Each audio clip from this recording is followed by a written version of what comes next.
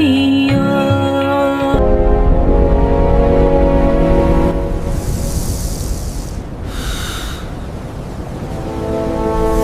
ओम शांति।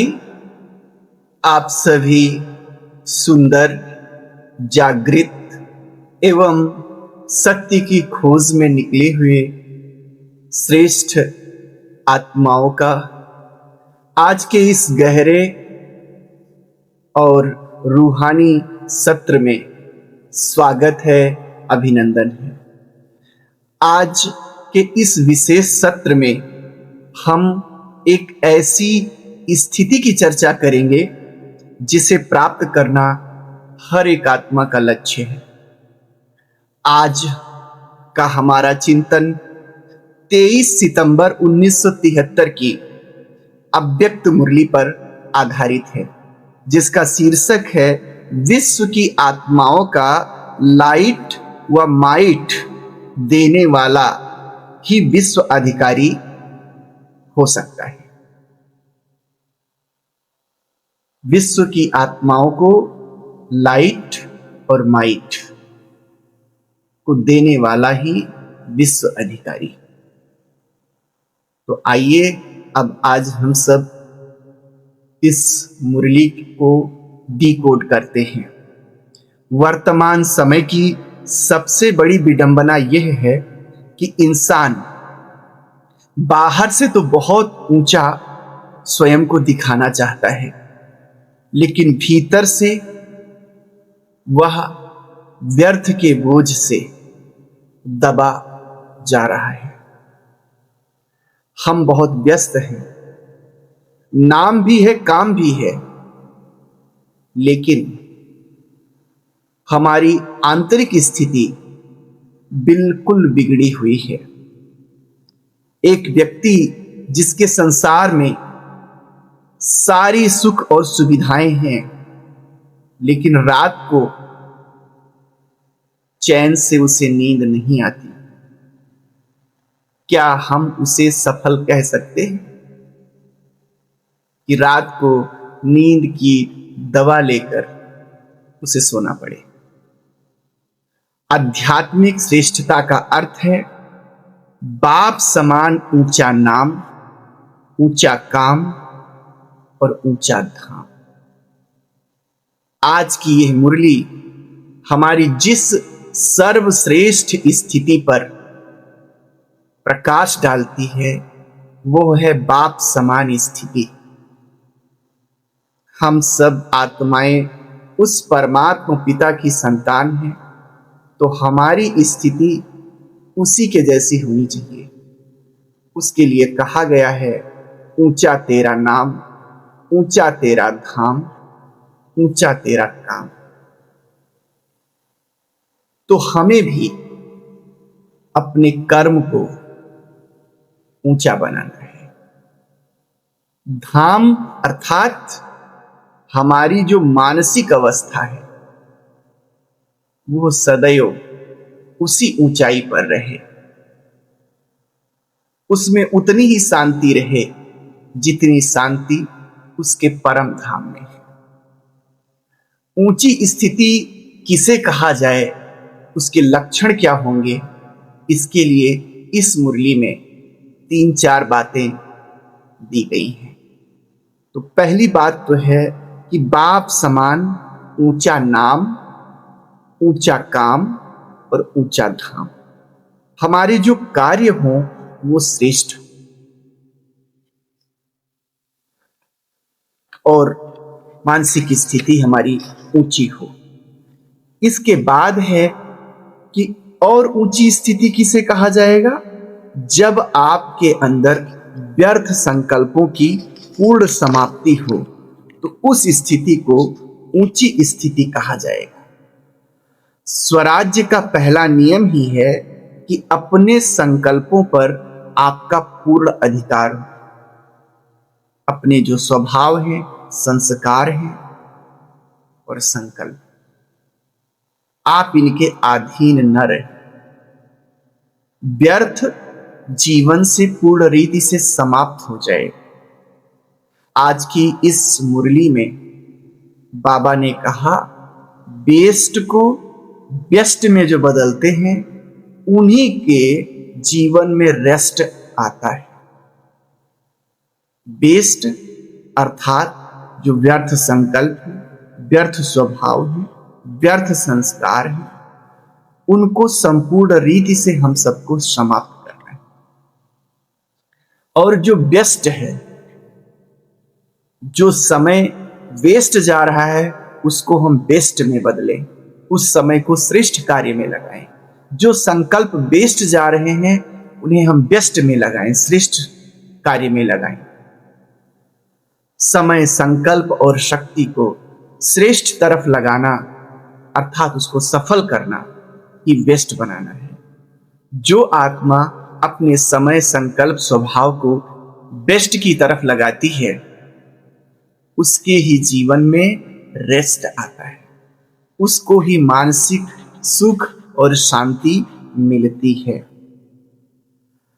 आज के इस मुरली में बहुत ही सुंदर प्राचीन मूर्ति रहस्य का वर्णन किया गया है।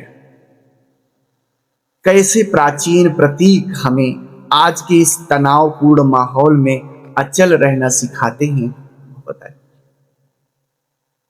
तीसरा गुण यह है कि बेआरामी में आराम। विषैले वातावरण में भी जब आपके जीवन में शांति की सैया हो, तब कहा जाएगा कि आप रेस्ट में हैं, आप ऊंची स्थिति में हैं। आज का वातावरण बड़ा विषैला हो गया है। घर में रिश्ते विषाक्त हो गए हैं।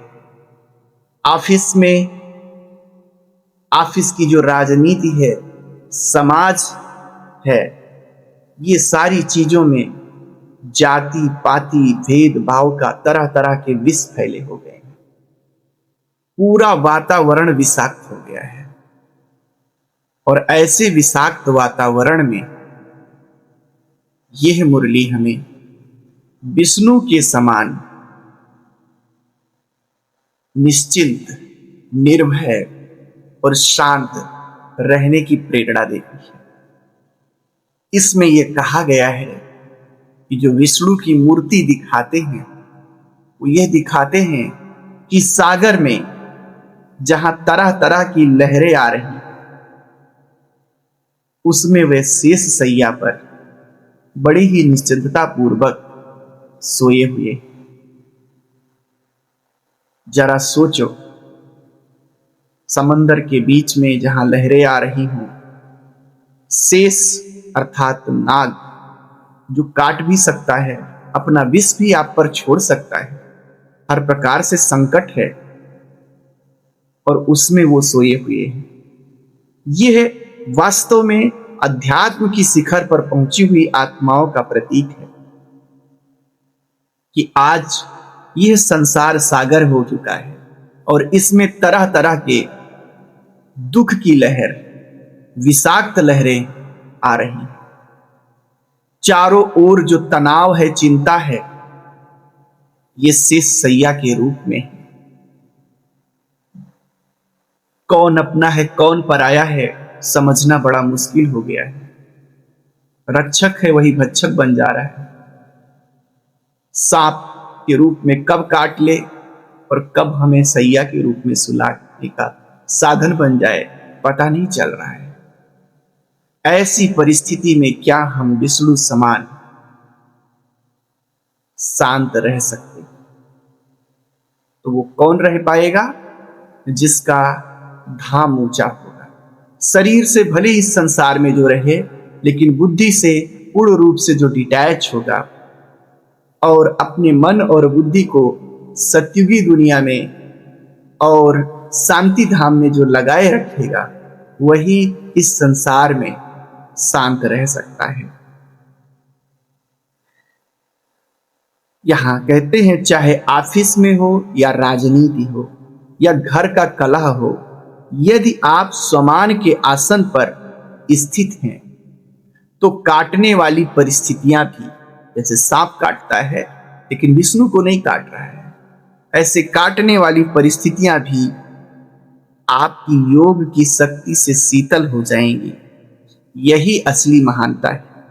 जब हम स्वयं इतने शक्तिशाली और अचल हो जाते हैं, तब हम केवल अपना ही नहीं बल्कि पूरे विश्व की आत्माओं का कल्याण करने के निमित्त बन जाते हैं, डबल लाइट बन जाते हैं, लाइट हाउस और माइट हाउस बन जाते हैं। एक विश्व की अधिकारी आत्मा को जो स्वयं निर्विघ्न है, वही दूसरों को निर्विघ्न बना सकता है। एक विश्व अधिकारी आत्मा दूसरों को निर्विघ्न बनाने के निमित्त बनती है। वो सदा डबल लाइट और माइट हाउस होती है। आज के इस मुरली में परमात्मा पिता कहते हैं कि नेत्रदान से बड़ा दान कुछ नहीं होता है। वैसे तो शरीर के विभिन्न अंगों का दान किया जाता है, लेकिन किसी को नेत्र दान देना समझो उसको जीव दान देने के बराबर है। क्योंकि अगर दो नेत्र नहीं है तो जहान उसके लिए नहीं है। संसार में क्या है उसको क्या पता। आज के इस संसार में सब के सब नेत्रहीन हो गए। जो महाभारत में कहावत है ना, अंधे की औलाद अंधे, तो इस संसार में सब के सब अंधे हो चुके। कौन से नेत्र नहीं है? जो बुद्धि का, विवेक का, समझ का जो तीसरा नेत्र है, वो किसी के पास नहीं रह गया है। भौतिक आंखें तो हैं, लेकिन बुद्धि का नेत्र सबका खो चुका है। एक विश्व कल्याणी आत्मा, एक जो विश्व अधिकारी आत्मा है, वो लाइट हाउस बन करके संपूर्ण संसार को तीसरे नेत्र का दान करती है। तो लाइट हाउस बन करके जो डिवाइन इंसाइट है, जो दिव्य नेत्र है, उससे आपको संपूर्ण विश्व की आत्माओं को दान करना है। जो बल्ब होते हैं उनका प्रकाश थोड़ी दूर तक पहुंचता है, लेकिन जो लाइट हाउस होता है उसका प्रकाश चारों ओर दूर दूर तक पहुंचता है। तो ऐसे आप सबको लाइट हाउस बनना है। और लाइट के साथ साथ माइट होना भी जरूरी है। लाइट का मतलब हुआ केवल ज्ञान, और माइट का मतलब हुआ उस ज्ञान को धारण करने की शक्ति, उस ज्ञान को जीवन में अप्लाई करने की शक्ति।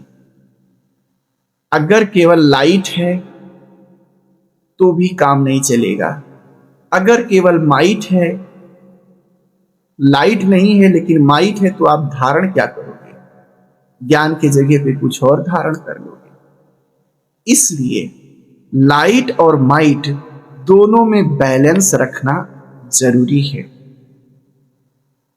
बाबा कहते हैं कि जो विश्व का मुख है, इस संसार का जो मुख है, वो पत्र, पत्रिकाएं, पर्चे और अखबार है।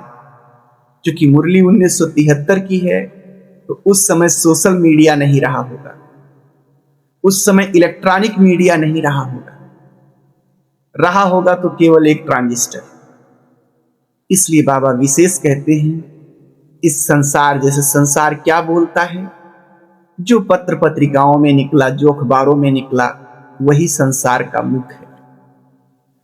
तो आप सबको अपने ज्ञान की लाइट और माइट का इतना रोशनी फैलाना है कि समाचार, पत्र पत्रिकाओं के माध्यम से, आधुनिक संदर्भ में कहें तो सोशल मीडिया के माध्यम से, यूट्यूब्स के माध्यम से आपका ज्ञान सारे संसार में प्रकाशित हो। बाबा कहते हैं, इससे जो अज्ञान का झूठ है वो मरेगा तो नहीं, लेकिन कम से कम मूर्छित तो हो जाएगा। ये आपके सूक्ष्म दुश्मन हैं जो सत्य को प्रत्यक्ष नहीं होने दे रहे। इसलिए जो सोशल मीडिया है, इलेक्ट्रॉनिक मीडिया है, जो पत्र पत्रिकाएं हैं, उनका उपयोग आप संसार को रोशनी देने के लिए करो। आज के इस मुरली में बाबा कहते हैं, जिन आत्माओं में केवल लाइट है, माइट नहीं है, वह ज्ञान तो अच्छा अच्छा सुना देते हैं, लेकिन ज्ञान को जीवन में धारण करने की क्षमता नहीं है। वह राज्य अधिकारी बनने का दावा नहीं कर सकते। भविष्य में वे राज्यधारी बनेंगे, राज्य अधिकारी नहीं बनेंगे। अर्थात वहां जो देव और देवियों की संतानें होंगी, उनको वे राज्य कारोबार की शिक्षा देने वाले शिक्षक बन सकते हैं, लेकिन स्वयं वे राज्य अधिकारी बने, यह उनसे नहीं होगा। और जो अपने जीवन में ज्ञान को उतार रहे हैं, ज्ञान को जीवन में धारण कर रहे हैं, वे आत्माएं भविष्य में राज्य अधिकारी बनेंगी।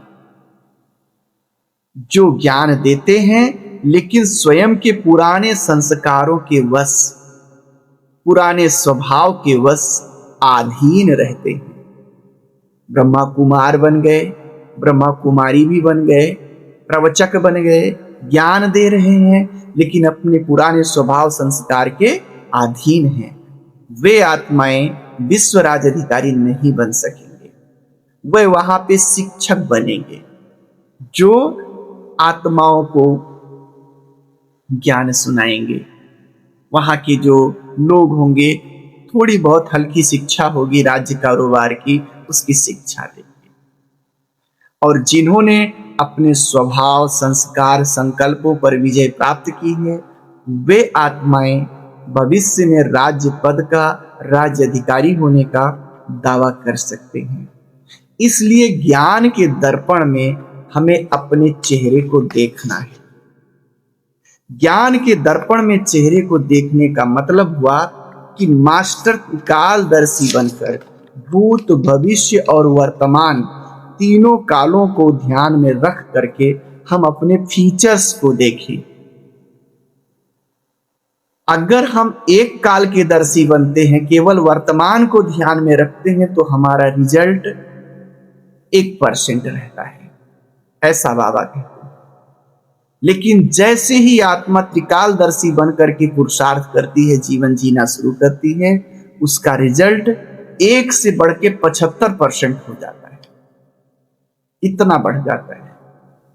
अगर आप केवल वर्तमान को ध्यान में रखकर जीवन जी रहे हैं, आप ब्रह्मा कुमार हैं, कुमारी हैं, तो आप डिपार्टमेंटल राजनीति का हिस्सा बन जाएंगे, बन सकते। यहां की जीत को ही सबसे बड़ी जीत मानेंगे, यहां के पद को ही सबसे बड़ा पद मानेंगे। आप यहां की चीजों में फंस जाएंगे और संसार में जो भविष्य के लिए, जिसके लिए आप ज्ञान में आए थे, आप उस लक्ष्य से भटक जाएंगे। लेकिन अगर आप तीनों कालों को ध्यान में रख के पुरुषार्थ कर रहे हैं, तो आप में योग्यता बढ़ेगी।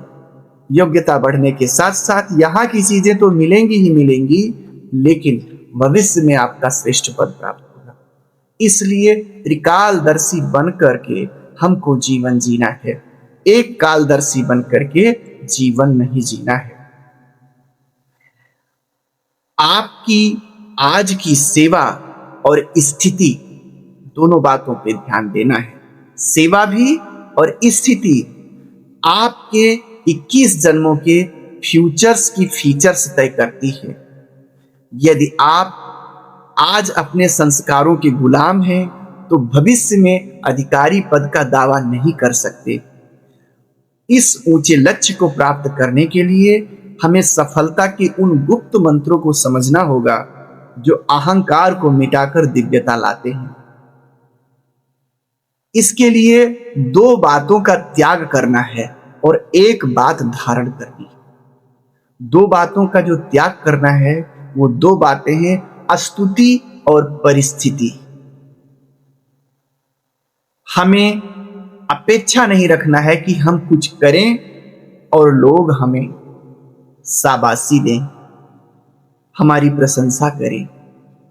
अगर प्रशंसा की चाह में, स्तुति की चाह में अगर आप कोई कर्म करते हैं तो बाबा कहते हैं इस एक जन्म में आपने स्तुति करा ली ना, तो भविष्य में जो आपकी आधा कल्प स्तुति होने वाली है वो कट हो जाए। दूसरी बात, अगर आप स्तुति के ध्यान में रखते हुए आप कोई सेवा करते हैं तो अगर आपकी स्तुति नहीं हुई, आप अंदर से डिस्टर्ब हो जाया करेंगे, आप पुनः सेवा नहीं करना चाहेंगे। जैसे कोई नशे के शिकार हो जाता है कि आज सारा दिन बीत गया, हमने नशा नहीं किया। ठीक उसी प्रकार से ये स्तुति, जब कोई आपकी प्रशंसा करता है तो विज्ञान ये कहता है कि आपके ब्रेन में डोपामीन हार्मोन्स सेक्रेट होता है, और डोपामीन का काम है तुरंत आपको एक खुशी देना, एक अजीब मस्ती देना। जब हम चाहे बाहर से हम ड्रग ले लें और चाहे अपने ही अंदर से हम ड्रग ले लें, तो ये खुशी आपको लत बना देती है। वो बाहर से लेते हैं, आप सोचते हैं हम कुछ करें हमारी प्रशंसा, 4 दिन हो गया मेरे को तो किसी ने ध्यान नहीं दिया, 3 दिन हो गया मेरी तो किसी के मुख से प्रशंसा नहीं हुई।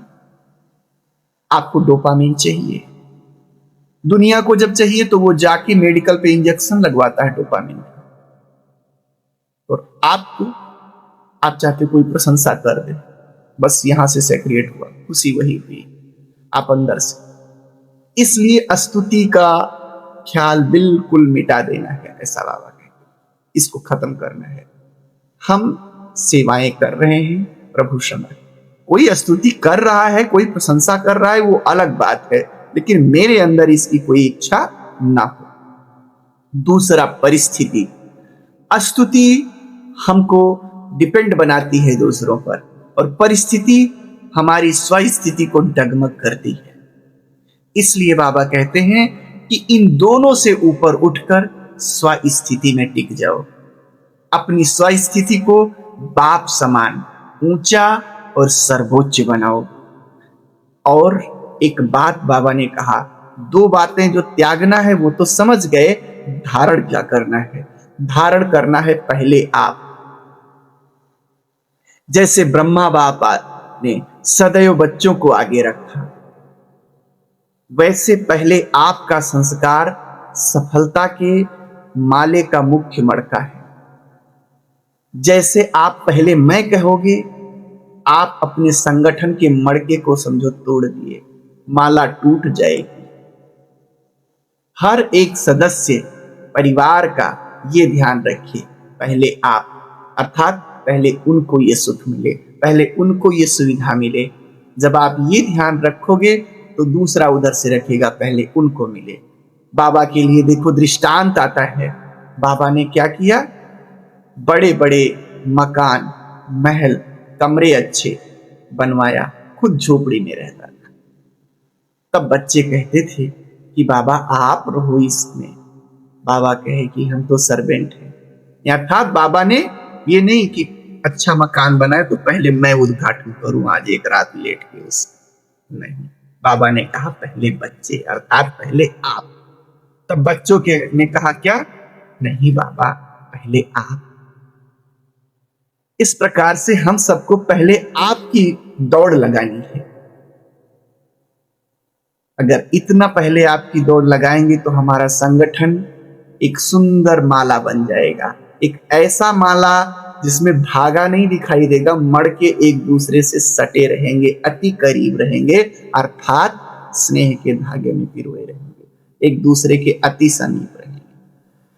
और अगर कहीं भूल से पहले मैं आ गया तो आप समझो उस माले को तोड़ने का क्या कर रहे हो, काम कर रहे हो। तो इस एक धारणा को हमें अपने जीवन में धारण करना है। अगर बाप समान बनना है तो बाबा ने कहा कि आप सब प्रदर्शनी तो बहुत लगाते हो, लेकिन बाप दादा चैतन्य प्रदर्शनी देखेंगे। आप सब प्रदर्शनी सजाते हो, पर्दे लगाते हो, उसका इनाम तो आपके दीदी और दादा देंगे आपको, जो आपने किया उसके लिए। लेकिन बाप दादा चैतन्य प्रदर्शनी देखेंगे। आपके नयन कमल नयन हो, आपके होठों पर रूहानी दिव्य मुस्कान हो, और आपके मस्तक पर आत्म स्थिति आत्मा की चमक का बैनर हो, और आपके सर पर लाइट और माइट का ताज हो। क्या आप ऐसे स्वयं चैतन्य प्रदर्शनी वाले बने हो? बाबा ने कहा, जिस दिन आप ऐसा बनोगे उस दिन बाप दादा स्थूल में भी और सूक्ष्म में भी दोनों प्रकार से इनाम देगा। सूक्ष्म में तो होता ही है, लेकिन स्थूल में, जो कि साकार में है, हम सब तो जब स्थूल में कुछ मिले तो जो है हम उसको मायने रखते हैं। तो बाबा ने कहा स्थूल में भी इनाम देगा। तो हम सबको अपना मेकअप, केवल प्रदर्शनी का मेकअप नहीं करना है, अपनी आंतरिक स्टेज का मेकअप करना है। हमारे नयन कमलवत हैं, अर्थात नयनों में शीतलता है, होठों पे दिव्य मुस्कान है, चेहरे पर आत्मिक स्थिति है। ऐसे जब इस प्रकार से चलते फिरते म्यूजियम बनोगे, प्रदर्शनी के चित्र आप सब बन जाओगे, तो दुनिया कहेगी वंस मोर, एक बार और दिखाओ, एक बार पर्दा हटे और फिर हम दर्शन करें। इन्हीं धारणाओं के साथ आइए हम आज के इस सत्र को अपने जीवन में उतारने के लिए संकल्प लें। हम संकल्प लें सभी कि व्यर्थ का पूर्ण त्याग करेंगे और सदा काल के लिए रेस्ट में रहेंगे, बेस्ट को बेस्ट में बदलेंगे। दूसरा, परिस्थितियों के विषैले सांपों को योग बल से क्या करेंगे? सुख की सैया बना लेंगे। अपने स्वभाव और संस्कारों पर विजय प्राप्त कर स्वयं को क्या करेंगे? राज्य अधिकारी बनाएंगे, न कि राज्यधारी वहां जाएं उनके बच्चों को पढ़ावे लिखावे वाले। स्वयं राज्य पद न पावे, केवल शिक्षक बने, राज्य अधिकारी बनेंगे। उस विश्व राज्य के लिए यहां ही अपनी योग्यता का अपना ताज पहनना है, योग्य बनना है। अगले 24 घंटे के लिए हम अपने मन के द्वार पर पहरेदार बने। संकल्पों को बेस्ट है या बेस्ट है, इस तराजू पर तौलें एक एक संकल्प।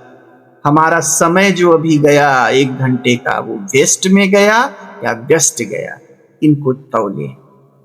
यदि संकल्प बेस्ट है तो तुरंत फुल स्टॉप लगाएं। यदि आप आज अपने व्यर्थ को समाप्त करने के लिए तैयार हैं, तो आप के लिए समझो भविष्य में विश्व का राज्य पद इंतजार कर रहा है। आप सभी सदा अचल रहें, विजयी रहें, विषाक्त वायुमंडल में सदैव विष्णु के समान शांताकार होकर के शेष सैया पर सोए रहें। इन्हीं शब्दों के साथ आप सभी को ढेर सारी शुभकामनाएं एवं ओम शांति।